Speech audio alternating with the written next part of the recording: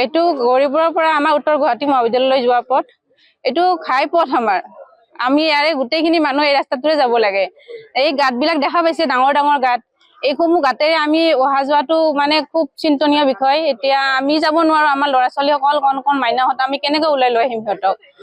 ৰাস্তাটো উন্নয়নৰ কাৰণে যিখিনি ব্যৱস্থা লাগে তেখেতসকলে কৃত্ৰিম পদ্ধতিৰে কৰে, যি উপায়েৰে কৰে কৰক, কিন্তু পানীটো ওলাই যোৱাই নহয়, গাঁতবিলাক মাৰিব লাগে সোনকালে, নহলে আমাৰ ভয়ানক পৰিস্থিতি।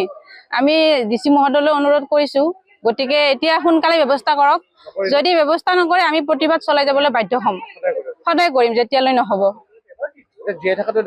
হয়, জীয়াই থকাটো মানে ডাঙৰ নহয়, চিন্তনীয় বিষয় এতিয়া জীয়াই থাকিবলৈ। ইয়াতে আমাৰ তাৰমানে বিগত বহুত দিনৰ পৰা আমি ৰাস্তাটো সম্পূৰ্ণ ভাঙি গৈছিলে, গতিকে ৰাস্তাটোৰ মানে মেৰামতিৰ বাবে আমি বহুতবাৰ প্ৰশাসনক জনোৱা গৈছে এই অঞ্চলৰ ফালৰ পৰা, কিন্তু কোনো ধৰণৰ সঁহাৰি তেওঁলোকৰ পৰা পোৱা নাছিলো।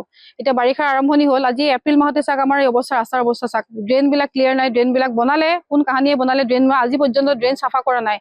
তাৰ ফলত হৈছে কি, ড্ৰেইনেদি পানীটো ওলাই যাব নোৱাৰে, গোটেই ৰাস্তাৰ পানীবোৰ, আৰু যিহেতু ব্ৰিজৰ কামো চলি আছে গতিকে পানীবোৰ ক'তো ওলাই যাব পৰা নাই। কি কৰিছে সেইবোৰতো আমি সাধাৰণ জনতাই নাজানো। এতিয়া ৰাস্তাৰ পানী গৈ আমাৰ সকলোৰে ঘৰৰ চোতাল ভিজাই পেলাইছেগৈ, গতিকে আমি কেনেকে চলিম? আমি সাধাৰণ কাম এটাৰ কাৰণে কলেজ চকলৈ বা উভয়পুৰলৈকে ওলাই যাব লাগে, সেইখিনি আমি যাব নোৱাৰা অৱস্থা আজি। আমি এককাল পানী, ভিতৰৰ পিনেতো আপোনাৰ এককাল পানী, ল'ৰা ছোৱালী আছে, কিমান বয়সস্থ আমাৰ মা দেউতাহঁত আছে, বা আমিওতো ওলাবলৈ পৰা নাই। গতিকে আমি আজি প্ৰশাসনক দাবী জনাই বা তেওঁলোকৰ যাতে দৃষ্টি হেৰি কৰিবৰ কাৰণে আমি এটা প্ৰতিবাদ কাৰ্যসূচী বাধ্য হৈ ওলাই আহিলো। আমি গোটেই মহিলা, বহুত গৃহিণীখিনিও আছে আজি আমাৰ এই প্ৰতিবাদ কাৰ্যসূচীত।